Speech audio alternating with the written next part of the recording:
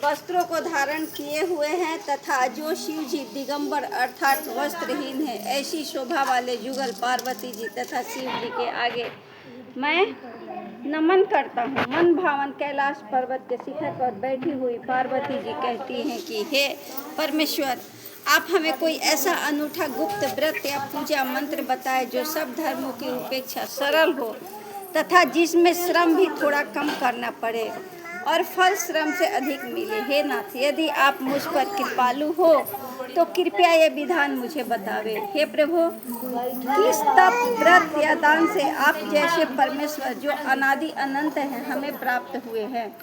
सुनकर शिव जी ने कहा, हे देवी, मैं तुम्हारे प्रणय में आसक्त हो तुमको एक ऐसा व्रत बताता हूँ जो केवल मेरा है और गोपनीय है। जैसे नक्षत्रों में चंद्रमा, सब ग्रहों में सूर्य, वर्णों में ब्राह्मण, देवताओं में विष्णु भगवान, नदियों में गंगा, पुराणों में महाभारत, वेदों में साम वेद और इंद्रियों में मन श्रेष्ठ है। अब मैं तुम्हें एक ऐसा व्रत बताऊंगा जिसका उल्लेख पुराणों, वेदों और स्मृतियों में कहा गया है। इसे तुम मन लगाकर सुनो। जिस व्रत के प्रभाव से तुमने मेरे अर्धासन को प्राप्त किया है, मैं तुम्हें वही बताऊंगा, क्योंकि तुम मेरी प्रियतमा हो। शुक्ल पक्ष की तृतीया तिथि को भाद्रपद मास में हस्त नक्षत्र से युक्त उसके अनुष्ठान से नारियों को पाप कर्मों से मुक्ति मिल जाती है। हे देवी, आज से कुछ समय पहले तुमने हिमालय पर इस व्रत का पालन किया था, उसके बारे में मैं तुमसे कहूँगा। पार्वती जी ने कहा, हे नाथ, आप ही के श्रीमुख से यह सुनना चाहूँगी कि मैंने उस समय यह व्रत क्यों किया था। शिव जी बोले, भारतवर्ष के उत्तर दिशा की ओर समस्त पर्वतों में श्रेष्ठ हिमवानी को देवतागण सिद्धि प्राप्त करते हैं। साधु जन चारण आदि देकर उनकी वंदना की और कहा, हे स्वामी, आप यहाँ किस हेतु आए हैं? मैं धन्य हुआ, आपका आना मेरे लिए बड़ा शुभ है। नारद जी बोले, हे पर्वतराज, मुझे विष्णु भगवान ने भेजा है, इसीलिए आपके पास आया हूँ। आपका कर्तव्य है कि अपनी कन्या रत्न को किसी योग्य वर को सौंप दें। ब्रह्मा, विष्णु और शिव, इन तीनों में भगवान विष्णु के समान योग्य वर और कोई नहीं हो सकता। अतः मेरी माने तो अपनी कन्या भगवान विष्णु को प्रदान कर दे। पर्वतराज बोले, भगवान विष्णु ने स्वयं मेरी कन्या को ग्रहण करने की इच्छा व्यक्त की है और आप यह संदेश लेकर आए हैं, तो मैं अवश्य उन्हें अपनी कन्या दूंगा। पर्वतराज के ऐसे वचन सुनकर नारद मुनि आकाश में विलीन हो गए। वे भगवान विष्णु के पास पहुँचे, जो पीत वस्त्रधारी तथा शंख चक्र व गदा से सुशोभित थे। वहां पहुंचकर नारद जी ने करबद्ध हो भगवान विष्णु से कहा, हे देवी, सुनिए, मैंने आपका विवाह पक्का कर दिया। इधर हिमालय पार्वती जी के सम्मुख बोले, हे पुत्री, मैंने तुम्हें विष्णु भगवान को समर्पित कर दिया है।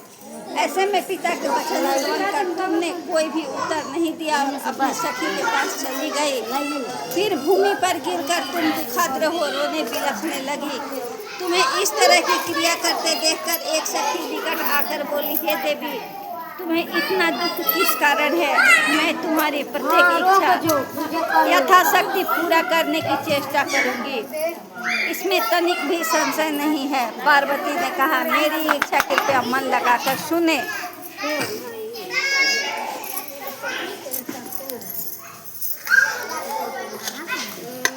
सुनो, मैं केवल शिव जी को ही अपने पति के रूप में देखने की इच्छा रखती हूँ। मेरा यह वचन असंदिग्ध है। मेरे इस विचार को मेरे पिता ने मानने से इनकार कर दिया है, अतः मैं अपनी देह का त्याग करने की इच्छा करती हूँ। पार्वती के वचन सुनकर उनकी सखियों ने कहा, आप देह त्याग न करें, अपितु किसी ऐसे वन को प्रस्थान करें जिसके विषय में आपके पिता अनभिज्ञ रहे।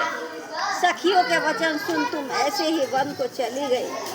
दूसरी ओर तुम्हारे दुखी पिता तुम्हें प्रत्येक गृह में ढूंढने लगे। दूतों द्वारा भी इस बात की खोज खबर ली गई कि किसी देवता, दानव अथवा किन्नर ने मेरी पुत्री का हरण किया है। तब उन्होंने स्वतः ही सोचा, मैंने नारद जी से प्रतिज्ञा की है, मैं अपनी पुत्री विष्णु भगवान को दे दूंगा। ऐसा चिंतन करते करते हिमवान को मूर्छा आ गई। गिरिराज को इस अवस्था में देखकर सब लोग चित्कार करने लगे। जब उन्हें चेतना आई तो सभी लोग पूछने लगे कि हे गिरिराज, आप क्यों कर मूर्छित हुए, कृपया कारण बताए। हिमवान बोले, आप लोग सबका कारण नहीं जाने तो ऐसा नहीं, पता नहीं किसने मेरी प्रिय पुत्री का अपहरण कर लिया है। यदि ऐसा नहीं हुआ होगा तो या वह काले सांप द्वारा काटे जाने की शिकार हो गई होगी, अथवा उसे सिंह भालू आदि ने ग्रसित कर लिया होगा।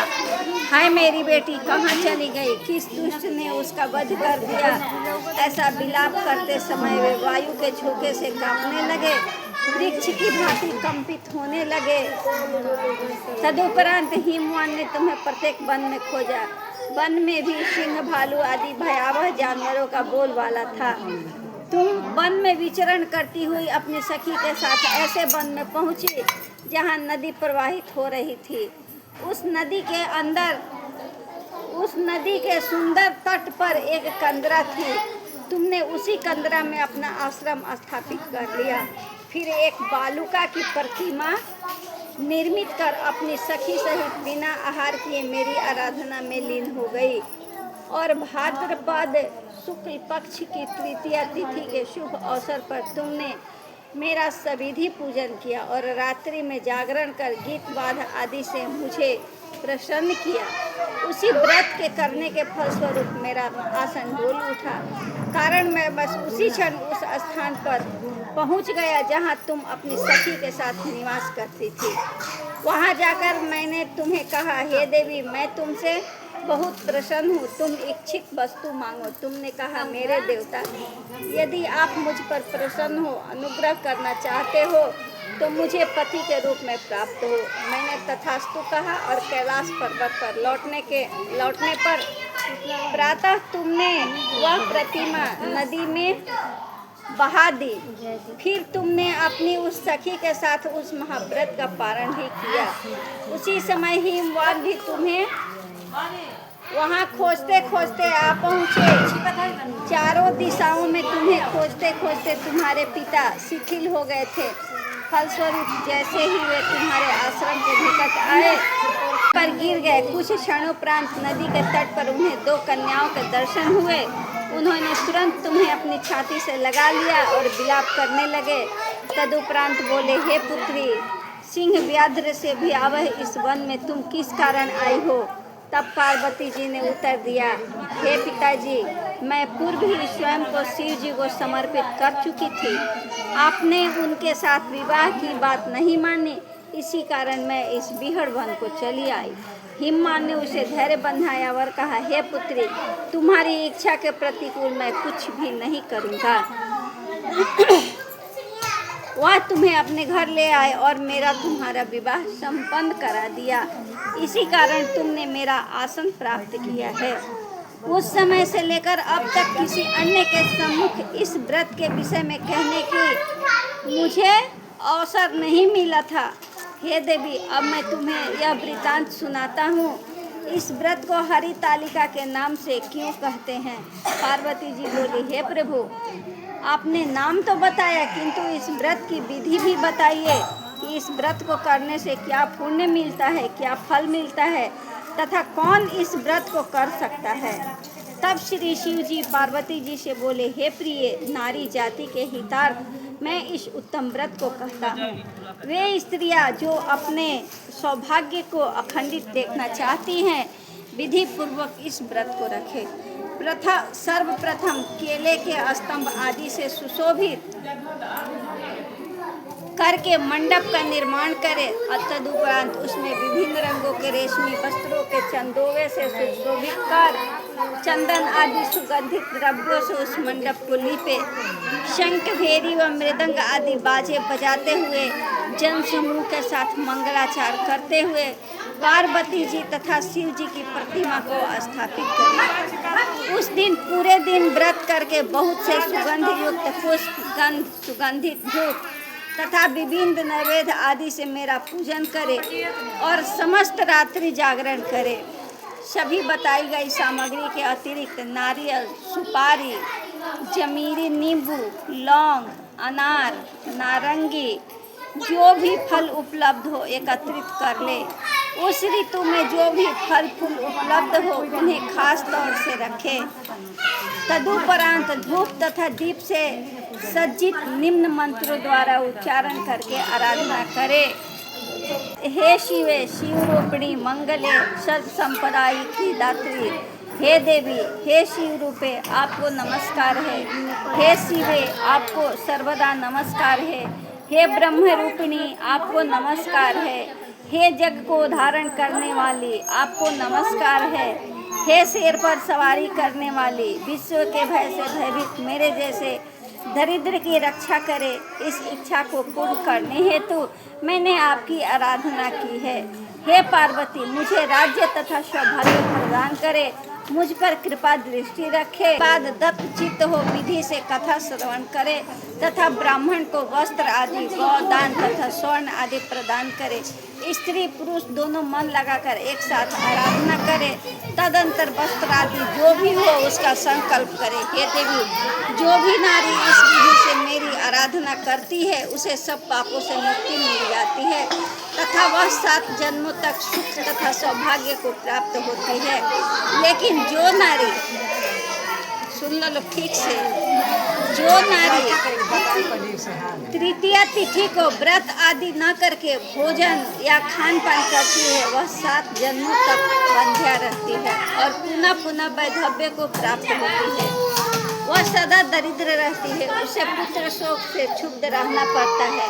वह करकसा, लड़ाकी तथा सर्वदा दुखी रहती है। इस प्रकार व्रत रखने वाली नारी को घोर नरक में जाना पड़ता है। तीज वाले दिन अन्न आदि के भक्षण से सुअरी अन्न खैला से आदमी के सुअर में पैदा होला।